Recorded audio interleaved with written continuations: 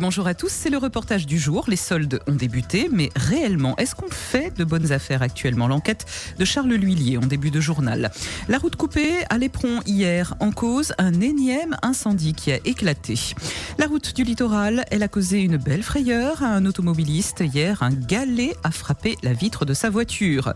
Notez le sujet du baromètre aujourd'hui. Nous allons parler transport et notamment de la semaine de la mobilité. La mobilité qui est un enjeu majeur dans notre département. Alors comment changer la mobilité, les modes de transport, améliorer la circulation? Vous qui êtes coincé systématiquement chaque matin et chaque soir dans les bouchons, exprimez-vous dès 7h40 99 12 00. Et côté météo, le soleil est au rendez-vous ce matin et cet après-midi, les nuages glisseront en direction du littoral est et sud-est. Alors que les soldes d'hiver ont débuté il y a 6 jours, l'heure est à un premier bilan. Est-ce que les clients sont au rendez-vous? Est-ce qu'ils achètent autant qu'avant? Est-ce qu'on fait de bonnes affaires? Le reportage à Saint-Denis de Charles L'Huillier. Ça, c'est du cadeau. Regarde, ça peut se porter avec les bretelles, sans les bretelles.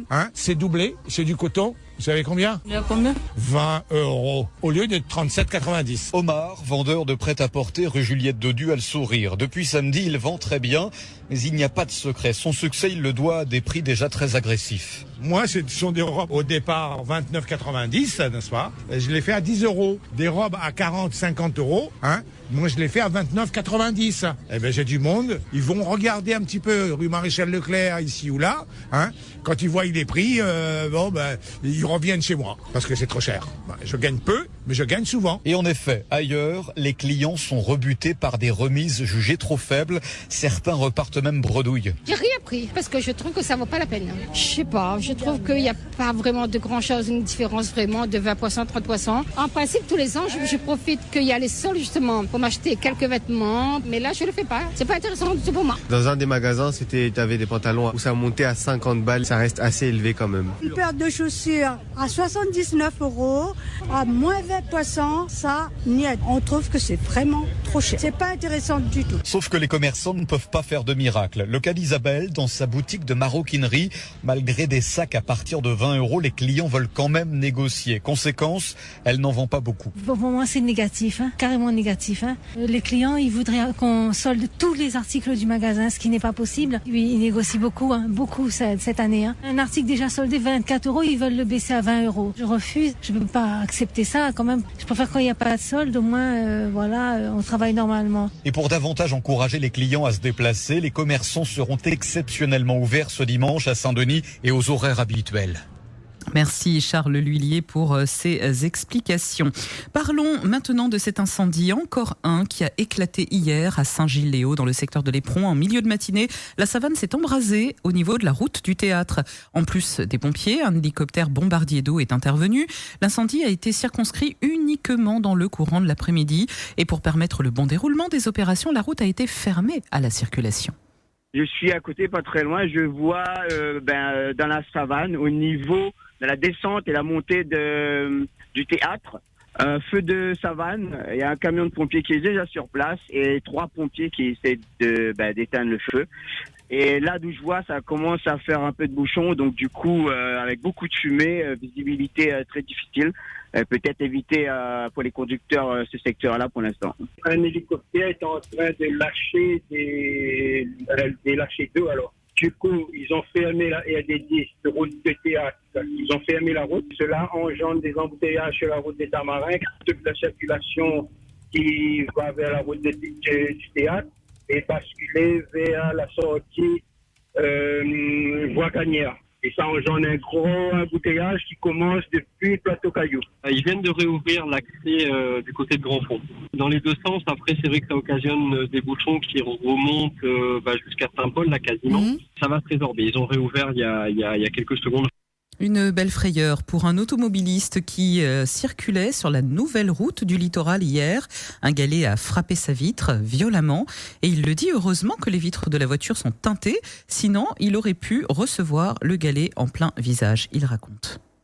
Voilà, c'est une nouvelle route littorale et ils mettent les automobilistes en garde parce que dès que je fais un dépassement sur une nouvelle route littorale et malheureusement je suis allé sur le vitre latéral côté conducteur. Heureusement, moi, les vitres étaient teintées avec les films solaires. Les vitres n'ont pas éclaté. Et sinon, ça me reçoit tout en pleine gueule et mes petites pièces rentrent de ma voiture. Moi, j'étais en train de faire un dépassement. Donc, il ne connaît pas Saint-Galais, soit à terre, la partie, mais Saint-Galais, d'ici la route, en sens inverse, dans un camion, la partie. Mais malheureusement, je suis carrément de mon vide latéral. Hein. Ça a fait un bruit de détonation, que je n'ai rien compris. Comme il regarde, il voit les vitres extirées. Heureusement, madame, moi, les films solaires, parce que ça, la protection, sinon, ça me prend tout en pleine gueule. Hein. Bouchons le matin, bouchons le soir, vous en avez ras le bol des embouteillages. Hier, cet automobiliste que vous allez entendre s'est retrouvé coincé sur la route des Tamarins. La circulation était perturbée à cause de l'incendie, vous le savez, dans la savane route du Théâtre. Et pour lui qui sillonne tous les jours les routes de l'île, trop c'est trop, les autorités devraient vraiment prendre ce problème d'embouteillage à bras le corps. Les fatigants, le matin, le soir. Que ça se passe, tout ça, là, sur le bouchon, ils sont des pieds en bas du début du premier tunnel. Là, ne connaît pas ce qui se passe. Ah, il fatigue. On m'a dit, bah, la demi-heure, vous allez pouvoir aller sur les chauffes de la Réunion, là, parce que sinon, là, pas bon du tout, là. Depuis ce matin, grand matin, 3h, moi, ici, la route, la mienne, à savoir si c'est un pied, mais il y a bien un soir, il y a un base, là, il base. Alors, il faut dire, la route, c'est jet, je ne connais pas, mais mettre quelque chose en place, moi, il fait un peu la césure comme ça, parce que là, il commence à trop faire, mais on est fatigué. Il faut être sorti à cause de tout, de bureau, de climatiser là-bas. Ça avance pas, ben, là, il roule, mais là, à 25, 30, même pas, les fatigants. Là, sur l'économie, ça prend les mêmes affaires. Là, encore, non, mais, il y a ce matin, lavé, là, nana. Il commence à être fatigant. La Réunion, c'est différent des voyages. L'auto, il rentre, mais après, la route pour l'auto ici, la pille. Et parlons des transports en commun. En cette semaine de la mobilité, il y a des villes où il ne fait pas bon prendre le bus. Exemple ce matin avec cet habitant du quartier de la Crête à Saint-Joseph. Là-bas, si on a raté un bus, le prochain ne passera que quelques heures plus tard. De plus, l'état des bus laisse à désirer. Bus vétustes qui fuient lorsqu'il pleut ou dont les portes ont du mal à fermer, il raconte. Sur la ligne 77 qui sort de Saint-Joseph à la Crête, ce cas-là est toujours en retard. Quand on nous met un note à la période des pluies, le cas ça coule partout. Nous on a beaucoup de problèmes avec surtout les autres lignes, je ne sais pas trop, mais la ligne 77, c'est infernal avec... Aujourd'hui, depuis samedi, ça fait une semaine, il est toujours en retard. Samedi, on disait, bon, il y avait un accident, on passait dessus. 2 jours là, bon, on disait, bon, il y a des accidents, il y a des embouteillages. Aujourd'hui, il n'a pas passé. Heureusement, j'ai quelqu'un qui m'a emmené chez moi.